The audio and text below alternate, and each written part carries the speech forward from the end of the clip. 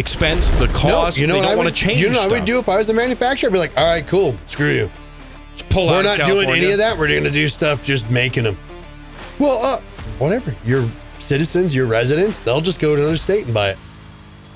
You know, I think no manufacturer is ballsy enough to do that. I don't think they are either. It's a challenge out to the manufacturers. Yeah. Get some balls. Grow them. Drop them. It would be amazing if Go they through did. puberty and stand up. And be like, you don't run what I make. But here's the thing. Think of a manufacturer. They're looking at their bottom line, and they're saying, well, if we pull out of California, it's going to cost us X amount of dollars because we're not going to have those customers.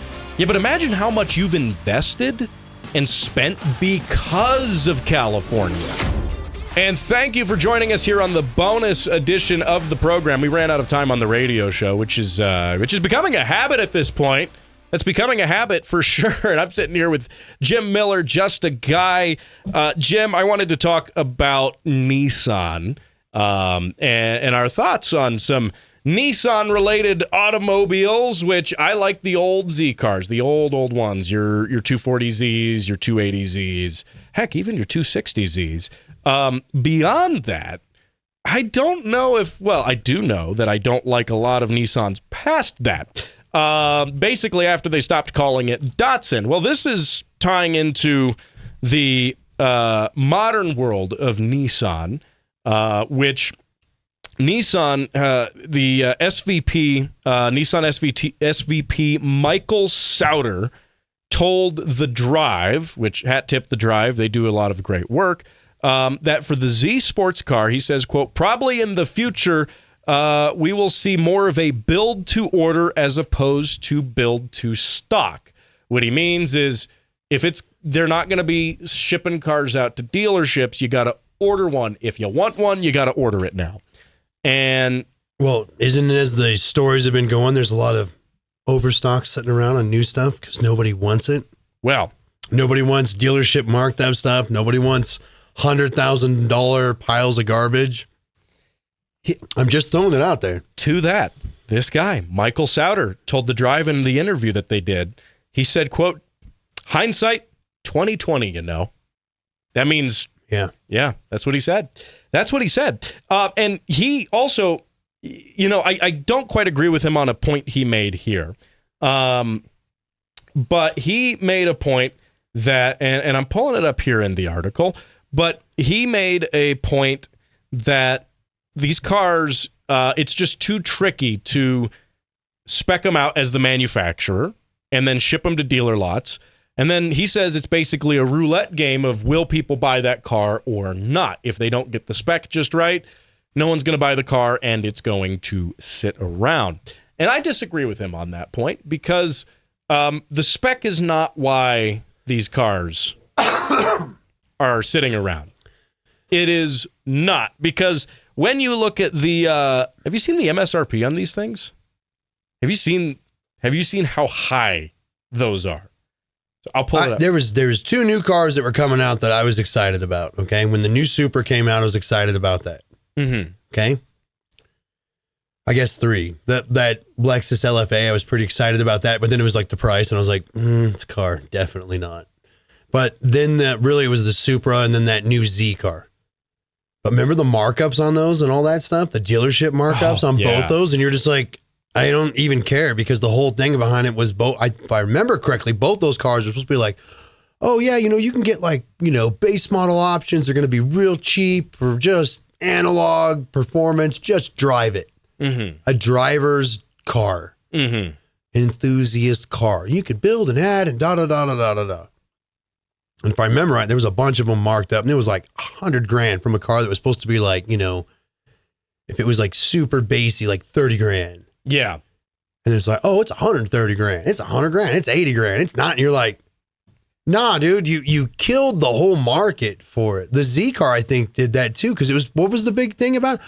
If you want a baseline Z car, it's going to be like innate manual, and you'll have to option if you want an LSD rear end. If not, it's going to be open. But like, what was it? Like $23,000 or something it was supposed to be when they were talking about it before it came out. Way back before it came out. Like manual, you're going to have roll up window. You're going to have like nothing, but you can drive it. Mm-hmm. You're going to have to pay extra for a radio or some crap. They were saying, you know what I mean? Like, we're not going to put a stereo in it. Yeah. You'll have heat. And you're like, I ain't mad. Less stuff, not broken. I don't use AC barely anyways. I'll be sweating it. So the base Z starts at $42,970. That's higher than they said, because they said it was going to be like 20 or 25. You get that, and that's base. That's as base as it gets. You don't get any cool bells and whistles. I don't have it on here, but I don't think you get even an LSD with that. So at least it's a manual, right? You can get it with a manual. You can get it with a manual in either the base or any of the trims. So the performance, though, which doesn't even really have that much over the base, in my opinion, starts at $52,970. The Nismo variant, $65,000. And people could say, oh, tariffs. But these prices have been this way pre-tariff. I'll throw that out there. Dude, it's Covey stuff prices. Everybody doesn't remember that. They act like, oh, it's the tariffs. I was like, nah, dude, Covey made everything expensive. These prices have been up for a lot longer. The tariffs are just a convenient thing. Oh, cars are more expensive. Yeah, tariffs. But we've been talking about cars being more expensive for a lot longer than that. I've been hearing rumors for import cars are going to get rid of that 25-year rule. We might turn out being like Canada, where it's like 5-10-year rule. That would be amazing. I would prefer if it was no rule, dude, because I'd be having a Suzuki Jimny in a heartbeat. New one. Side They'd note, be like, what'd you do? $8,000. What do you got now? What's the Hilux? $10,000. I got another one. You know the what? The new one, the whatever it is, the little modular truck. Yeah. You know what I really want if there was no import rule on it, right? I want a Honda S660. Have you seen the S660? I don't know which one that is. It is adorable. It's a K car. Is it the little tiny one? It's the tiny little circus convertible S6. You need to play only circus music while you drive it. Oh man, dude, my head would be like here above the windshield. Looks like a go-kart. But it is the closest thing to a modern S2000. Okay. Just throwing that out there. It's really, well, the best way to describe it is it's a modern Honda Beat. It's just a Beat. It's a newer Beat. Because it's mid-engine. It's mid-engine. So it's more of a, I do like the Toyota, what is it, the Sarah or whatever it is, but it's front-wheel drive. That's the only thing I don't like about it. I like everything about the gull-wing doors. Except for that it's front-wheel drive. That's the turn-off. It's like, oh, front-wheel drive. You're like, this is sick. Front-wheel drive. Ugh. Ew. Yeah. Gross. Well, and so... I do like the little, what is it, the Suzuki Cappuccinos, the Honda Cappuccinos, the Beats are amazing. We already know I like K-trucks and K-vans. It's like, what are you doing? Packing myself in a sardine can and getting in there, and it's like, what are you doing? Yeah, I don't think it will happen that we will get rid of the import restrictions. I really don't. But if there's anything, it's rumors, it's fifth hand info, it's passing through here and there and pops up once in a while. Where they're like, we can hope, because they word it as like every time you read anything about it, it's like, oh, talks to get rid of the chicken tax, talks to get rid of the 25-year rule, and only us that have any imports really know what the 25-year rule is. Nobody else cares about that crap. But yeah, there's so much extra like safety stuff. Thank you, California, for your crap. You made it to where every affordable just econo box. That's what these were. A86s, that was an econo box. Dude, that was made for women to drive to work, more or less. It was. No, you're totally right. All of them, man. You're totally right. That was like, you can go to work for cheap. Mm-hmm. Drive. Fuel's cheap. It gets good mileage. Mm-hmm. So, them being balanced and stuff was just a bonus, an air, just they cared about building stuff to last a little bit. Yeah. A side note, it wasn't even part of it. It just happened. Well, and, these cars, even the performance version of, say, an A86 in its day, right? You're going up from like 80 horsepower to what, like 115? Oh, dude, when I'm driving old Kevin 11 around, because I just daily the piss out of him. When somebody's like, well, I was like, whew, you beat 97 horsepower from 40 years ago. Woo-hoo. Watch out for you. I have to kind of drive this like a motorcycle to even go anywhere, right? It's not fast. My favorite thing about my A86 ownership experience is spending a considerable amount of money on a car that I then get gapped by a 2003 Nissan Sentra at a stoplight. A Yaris will take you. Yeah, well. You're like, is that a Absolutely. Yaris or a Prius? I don't know, dude. I don't even want to look at it anymore. I do think the A86 is the one of the more overhyped JDM cars They're out all there. overhyped, honestly. You want me to be legit and straight and honest about it? They're all overhyped. They all got rusting spots. They all got problems. They're all overhyped. They're easy to work on and build, though, for the most part. They're fun, though. They are fun. They are and then very bringing you fun. back to a better era of cars, you're just like, okay. The nostalgia's real. It is. Because you're It is. like, you just feel better. You're like, what are you doing? You're like, I got to turn it off for my headlight. Or my favorite, when you get the sliders for the HVAC. Yep. And you get the thunk Yep. with the blend door closing. Yep. Satisfying. Yep. Satisfying. It's funny, though, if it breaks, you got to reach up underneath the center and and it'll do it. So you're like, I got heat. Do you make that noise when you do it, you know? Yeah. It sucks if you're in traffic and it gets stuck because you'll be like all up underneath there and you're like, and you can hear it and it goes, like, there it is. It's good. Yep. Yeah. Or the cables get, this happened on my A86. The cables have gotten so seized up that I went for the blend door one day and it just snapped. Yeah. Yeah, it snapped it. So I was able to get the part replaced, and then I was able to get a cable out of an 85 Toyota pickup I don't want to tell you what on Rock Auto. I don't want to tell you what I fixed some of them with. I fixed a few with like bigger paper clips and stuff. It's like, I don't care. It's mine. I don't care. I'm not selling most of the stuff I have ever. Anyways, it's my stuff. Well, and but I'll say that has happened before. But you know what? It's a 40-year-old car. I'll cut it some slack. Those cables, that blend door has been doing its thing just fine for 40 years. So it's amazing how long some of the older stuff lasts compared to new stuff. Yeah. And I mean, and let's not lie. Just like this. No, let's not even sugarcoat it. 4AGEs leak. Well, yeah, they leak.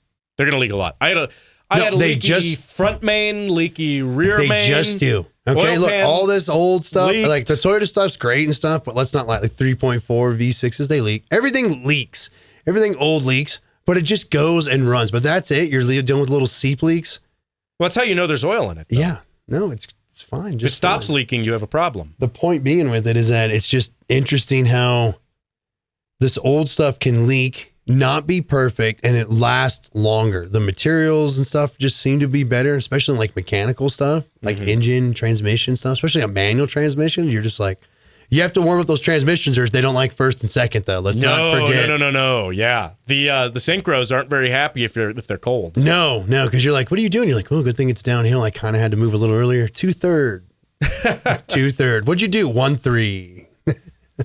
Hey, you're saving fuel that way. You're being fuel efficient. Yeah. That's definitely the reason. You're really just going downhill, and you're like, well, clutch in. Let's see which gear I'm allowed to have because it's cold outside. Mm-hmm. Well, and you will warm it up because of that. Back to remember the old warm up thing. Since winter is coming again, huh? Yeah, that's true. Do you warm it up or not?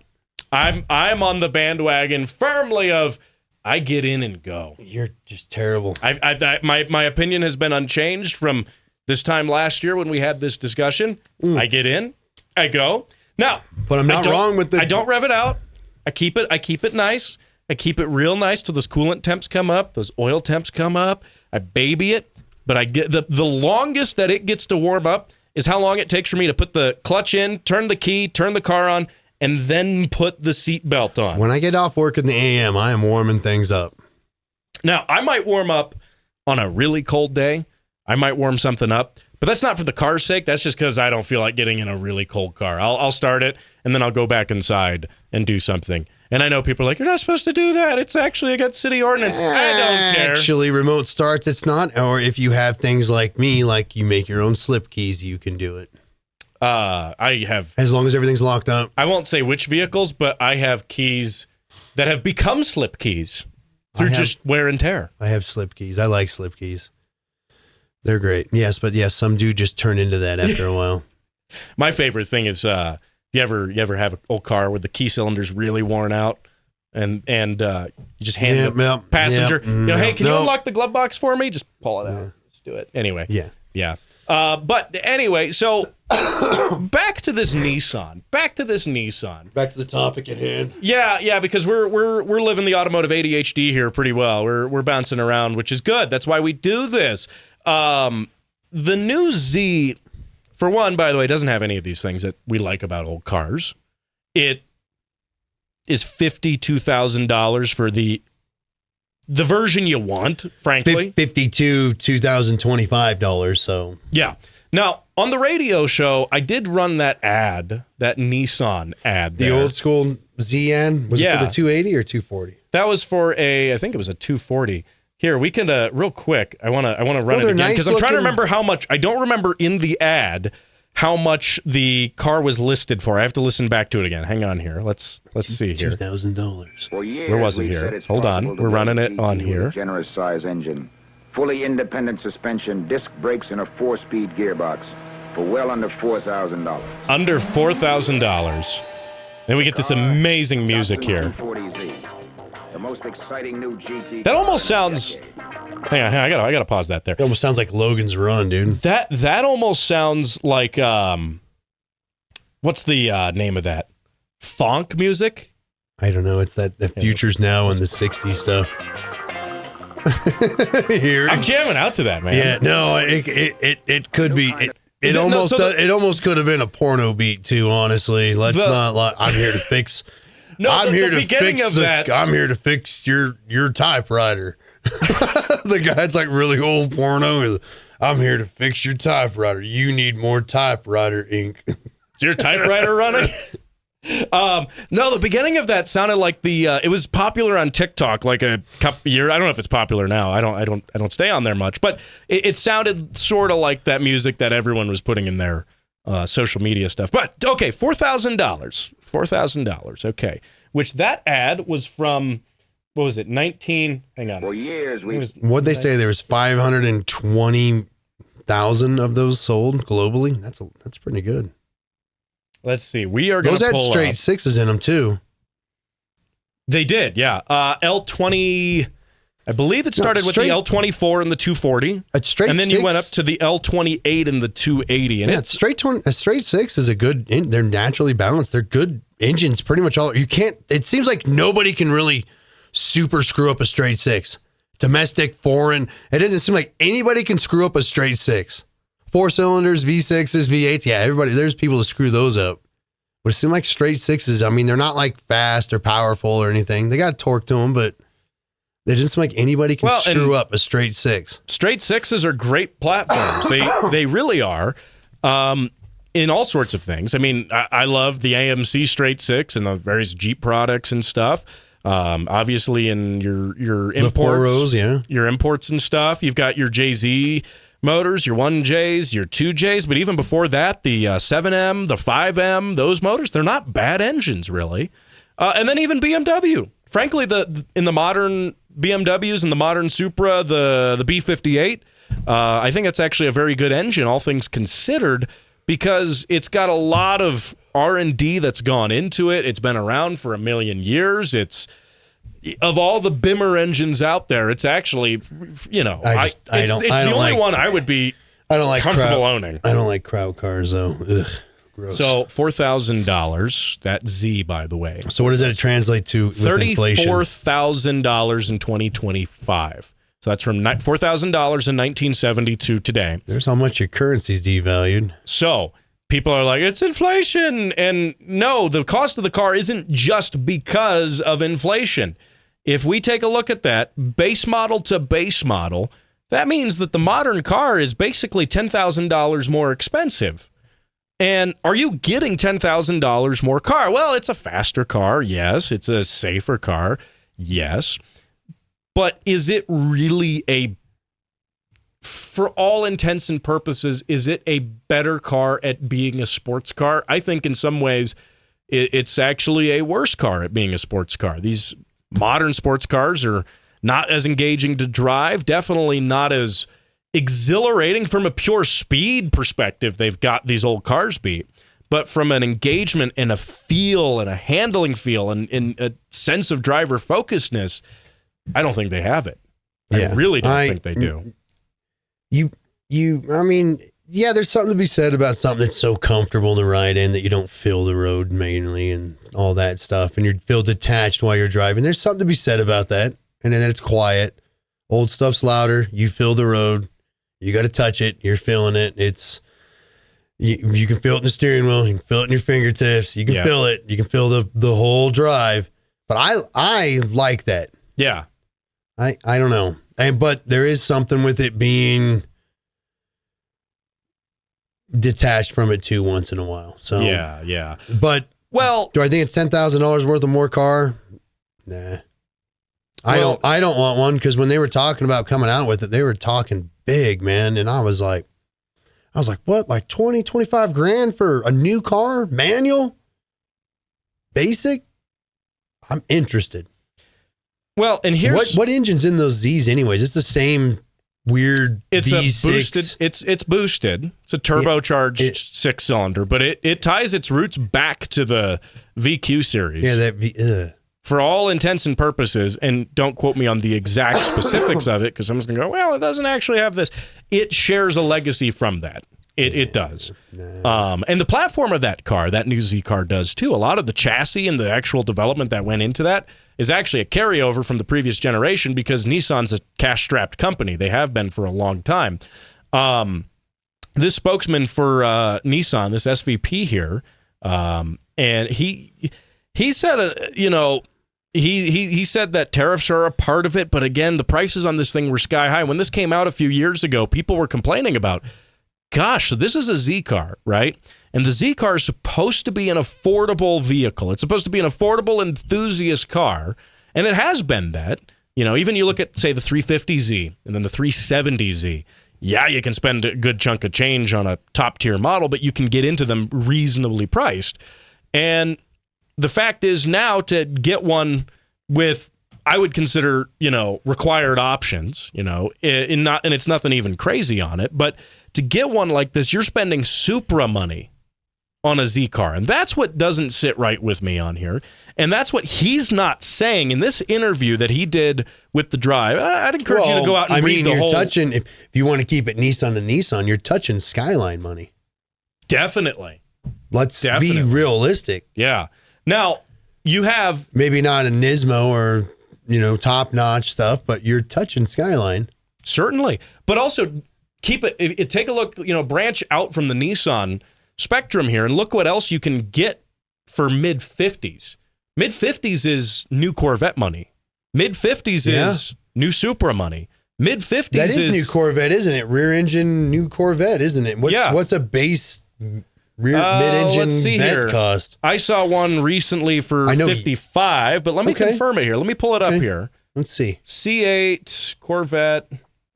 Let's see. And we'll pull it up here. I know we're prepped, right? We're super prepped. This is the bonus edition of the show. This is the bonus. No prep cooks in our kitchen. No prep November still, I guess is what it is. Something. There's other things you don't do in November apparently too. But okay, the base retail price on here is they're selling, let's see, base is $68,000 they're saying. But these things are up on Auto Tempest, Auto Trader. Have you bought anything from Auto Tempest? I kind of poked around and looked at it, but I haven't bought anything off there. Auto Tempest has been really great for seeing what's on the market. I know, but have you utilized it to actually purchase anything? Like, have you used it, traced through it? Because it kind of puts all the stuff, but have you used it and been like, bam, I'm going to get this because I found it on Auto Tempest helping me out? I did, my Subaru. Actually, okay. I was just my 2024 Subaru. Yeah, I've looked at it to look at stuff, but I've never looked at it to actually trace something and buy something. I did on my Subaru. Which sounds silly, but you know what I mean. Yeah, I did on the Subaru because I was looking for. I did a statewide search for those VB WRXs. And I put in my criteria on there, and I found a few for sale. And it ultimately led me to the dealer listing for the one I bought, which was a knockout deal. I mean, it was a certified pre-owned with 700 miles and $10,000 under sticker. So can't complain with that. So yeah, I didn't think about it that way, but I have had good success with that. Okay. And I not a sponsored thing with them at all. I use them often because it's a great way to see all of these listings from everywhere instead of just focusing on each website one-to-one. So I think the problem with this Z is, this thing is a low production car. all things considered, and as are enthusiast cars as a whole right now. But I think what this SVP of Nissan is missing, SVP Michael Sauter, is missing here. And he said, and the news here that makes me think that Nissan is going to eventually can this car is because they're going to go to a direct order model. So you can't just get one at the dealer. You have to put it in. They don't want these cars sitting on the lots. And, again, he made the point that, well, we didn't trim it out right. It's a roulette of which options customers want and which regions. It's not because of the price tag. The price tag in any region is what's driving customers away. It absolutely is. And the fact that you're getting a much older car, it's a newer car, and I think they do look quite good. They have a nice throwback to the original 240 design. They certainly do. It incorporated a lot of different things. Yeah, the rear end of it looks 300ZX. I like that. It incorporates a lot of things, but the bones of that car are 15 years old, at least, at this point. I think they're 20, isn't it? If not closer to 20. Yeah, if not more. So, Porsche obviously has had success with a model similar to this. They do a lot of dealer order type stuff, but it's Nissan and not Porsche we're talking about here. So I think this is just, I think this is just merely the writing on the wall that this car is going to go away really soon because they're not making money on them. They can't sell them. They say, okay, well, they're sitting on lots too much. We're only going to make them to order now. Well, what happens when enough people don't order them? Car's done. Well, that's the thing. Man, it's been a long week. Anyways, we control the market for all this stuff. You don't buy it, they're not going to make it no more. That's true. And then we start asking for stuff, and then they start telling us they're going to do things a certain way. Then they never do, and then all of a sudden it's a bunch of extra things, whether it's weird California rules that for some reason the rest of the country follows. That's always tripped me out. Like, I'm like, no, dude, you should have if you're going to do it like that, it should be a state-by-state option car or something then. Yeah. Like, whatever the California crap is, it just bolts on or something, and then you'd be like, whatever, I'm buying a Montana car, dude. Montana car all the way. What are you doing? I got a Florida car. What does that mean? These are freedom cars. I love that. Mufflers, never heard of them. Catalytic converters, she sounds hideous. EGRs, all this stuff. Nope. Just gone. Like, what is it? It is a car. Drive it. It goes to show how much power California has in the market, though. I mean, especially when California is making cars that, well, they're not making the cars, but when California is legislating the existence of certain things on cars, and manufacturers are not just implementing that across the country. In some cases, they're implementing that across their entire global market. Imagine that. Well, because it's probably more efficient to just have everything be made that way. It is. Oh, it totally is. That's the reason for it. I don't think it's cheaper. I think it's more efficient. It totally is, but manufacturers don't want the expense, the cost. No, they don't want to change what stuff. I would do if I was a manufacturer? I'd be like, all right, cool, screw you. Just pull out. We're not doing any of that. We're going to do stuff just making them. Well, whatever. Your citizens, your residents, they'll just go to another state and buy it. I think no manufacturer is ballsy enough to do that. I don't think they are either. It's a challenge out to the manufacturers. Yeah. Get some balls. Grow them. Drop them. It would be amazing if go they through did puberty and stand up. Be like, you don't run what I make. See, California thinks they run everything, and that's the problem. But and it's terrible because it's such a beautiful state. It is honestly just a beautiful place, and it's just ruined with legislation and politics and government and crooked, filthy career politicians. 100%. And it has ruined a beautiful place that'd be great for any and everybody to live. I'm telling you. It's car season year-round there. No, year-round all the time. But that's the thing, though, too. An hour, you can go snowboarding. You can go surfing. You can go to the desert. You can go to the mountains. You can do everything there. Like, you really can. It is a very pretty place. Yeah, I'll agree with that. California as geographically, yes, as the gorgeous. State, as the dirt, as it lies. Yes, as an overall, not all the city stuff, not all the urban crap, but yeah, most of the rural stuff and some of the little like towns and things, they're fine. But a lot of the super condensed urban stuff's trash. But yeah. As a whole, it is a real pretty place. Yeah. And it's just ruined with government. Well, and they like I said, they have a big swing in the car market because manufacturers don't make separate cars for different states. And I agree it would be tremendous if the manufacturer, but the problem is California has such a population that it does contribute significantly to the bottom line of a manufacturer, for example. But, I mean, if you were a manufacturer and really, imagine the cost, right? Because manufacturers are thinking, well, all these safety things, LiDAR, radar, this and that, lane, blah, blah, blah, South Park, blah. Those should be options. Yeah, but here's the thing. Think of a manufacturer. They're looking at their bottom line, and they're saying, well, if we pull out of California, it's going to cost us X amount of dollars because we're not going to have those customers. Yeah, but imagine how much you've invested and spent because of California. And imagine the thing when they're like, well, I live in California, but I don't want to buy one of these cars that cost another like 40, 50 grand, 20 grand more than just getting a Montana car. Yep. Getting a Florida car, getting a Texas car. I can't speak for Colorado because Colorado's just turned into a little California now. Well, we also follow. Shout out to Governor Polish Sausage, Jerry Poley and his garbage things. The guy that can't spell Constitution or freedom. What a ding. Can he spell anything? I don't know. I don't know. Man, I'd love to just fight him. Institute a system of government where you can challenge, you can dual challenge political officials. Yeah. Challenge to duel, choose your weapon. I choose fisticuffs. I knew you would. I spent decades making sure that my fingers don't jam. I'm not even going to close my fist. You spent all your time punching bricks, Just with fingers, though. You're like, I'm not even going to ball up my fist when I'm in fisticuffs. It is. Oh, man. Well, hey, if you're catching this on the bonus show, I want to thank you for this. This has been kind of a fun, laid-back bonus show. I've enjoyed it. And let me know what you think, though. Is the Nissan Z going away? Is it? I think that's right. It's writing on the wall. I think all the new car stuff's just going to be ordered to pick up from now on. But they could implement that thing where it's like, oh, you're not in California, so you don't need ABC, XYZ, and it is cheaper. If they implement it that way, this could be a very optimal thing for the rest of us.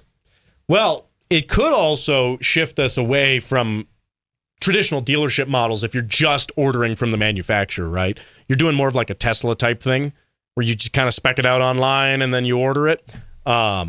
So what do they have, like just a gray car that you go test drive if you want to get the feel of what it feels like? It works for Tesla, though, because all their cars are the same. That's the problem. Yeah. That's the problem. I'm not buying a Tesla. I'm not buying an electric car, honestly. Really tell me if you can really, truly spot the driving dynamics and differences between a Model Y, a Model 3. Maybe you can with a Model S. They can be quicker, like if it's a Model S Plaid, but I doubt it. They don't drive that different. Hey, thanks for watching. Thanks for listening. Remember to catch this show online on the radio, too. If you're listening online as the podcast right now, give the radio show a listen sometime. It's a lot of fun. And remember to subscribe to the show wherever fine shows. And you know how it goes. This one are downloaded. We'll talk to you same time, same place. Wherever fine shows and this one is located. We'll talk to you next week. Thanks for watching.